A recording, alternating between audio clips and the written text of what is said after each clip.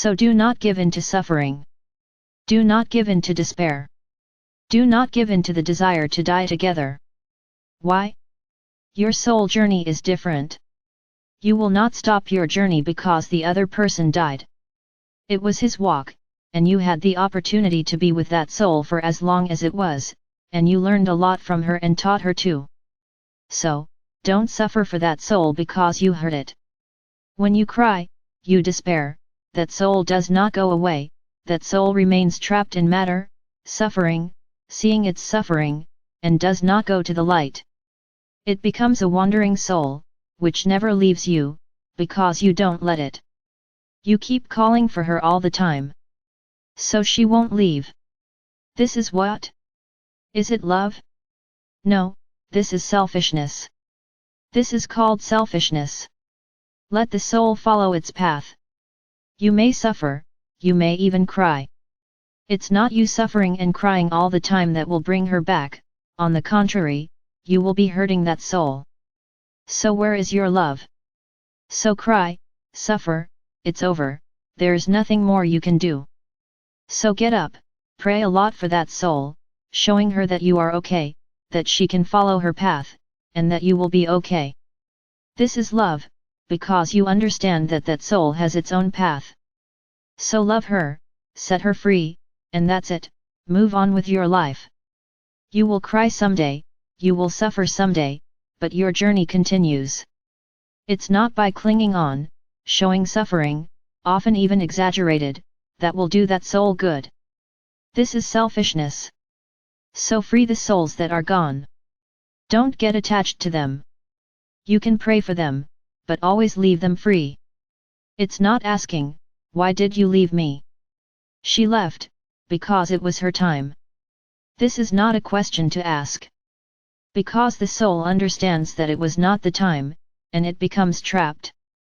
So free your souls, free the souls of those who were.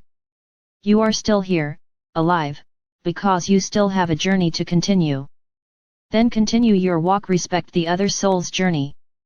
She's gone, very well, so hand her over to the light. Tell her, go. I will be fine. Go where you have to go. And the soul will, because it knows that you were fine. So this excessive suffering, despair, is not good for you or your soul. Then many enter this despair knowing that their soul is trapped, and they do it on purpose. As if to say, if you are making me suffer, I will also make you suffer. Careful. Be careful with your decisions, because tomorrow when your soul frees itself from this body that you wear, that other soul will free itself, but not now, you will not go down the path you are imagining, because you have made a soul your slave, trapped by a feeling that you do not actually feel. You are just mistreating that soul. So be careful. Be careful with the actions you have. So to conclude, there is not much more to say. Today you may even shed a few tears, but don't forget to thank Father or Mother God for the time that soul lived with you. You have had this privilege, so be thankful. And say to the soul, I am fine. Stay in peace. I'm moving on with my life. Stay in peace. Go into the light in peace. And if it is the path of that soul, it will go to the light, because she always has angels to take souls away, those who free themselves from you. So today, enjoy, free your souls, because many of you continue to imprison them. So release. Do a good deed today. Since it was a day created for suffering, to lower the vibration of the planet, then at least do something good. Free the soul, if you are one of those who are imprisoning her, thinking that keeping her imprisoned, because you are also suffering, is a punishment for her. And understand, it really is. Careful. Be careful with your decisions. So remember you're dead today. Yes, but with affection, with gratitude. Be grateful to God the Father or Mother and to them for having lived with them. It's not suffering, it is not by suffering that you show love for that soul. And all the time she lived with you, is it over? So show joy, gratitude, for the time you lived with them, and be sure that they will be much happier than you standing on the edge of a cold tomb, where there is nothing there, crying for that soul that passed away. What is there in that tomb? Bone, hair, nothing else. There's nothing there. There's nothing like that soul there. That outfit is no longer hers, she got rid of it a long time ago. So why cry on top of a cold grave? Why? What macabre act was this that was created for you? It's over, the physical body is dead. He was consumed, only the bones remained, which no longer belong to the one who was gone, it's a bone. The soul is not tied to the bones. The soul freed itself from that clothing. This is the end of the outfit. So why stand over a grave crying? Think, my brothers. Think about the amount of lies that were told to you. There's nothing there. And many souls, I'll tell you, many souls don't even care if you go to the tomb and cry, because they are so high, so evolved, that they won't care if you are there crying for them on top of a tomb, because they understand that you haven't learned anything. You continue to be stuck in these beliefs, in these macabre rituals that lead to nothing. If you want today to be remembered by your soul, be grateful to her. Show the joy of having lived with them. Ah, this feeling will come to them, this one arrives. And they will be very happy to know that they built a beautiful journey with you, and that it left you with nostalgia, not suffering. So think carefully about what you are worshipping. Think carefully about what you are understanding as worshipping the dead. You who are here, in this evolution towards the fifth dimension, can no longer act like this.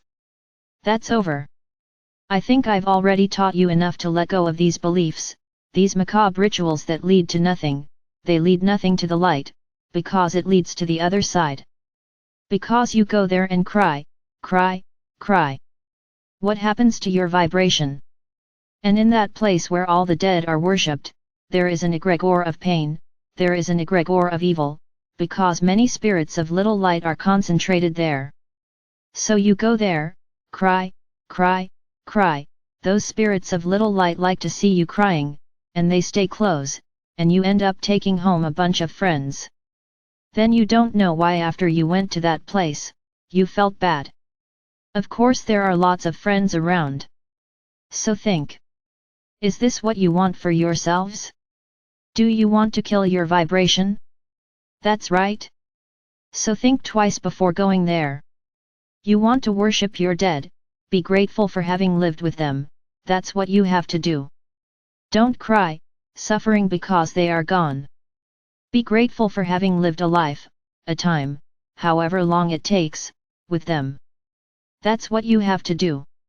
Whoever is preparing for the fifth dimension, this is what they have to do.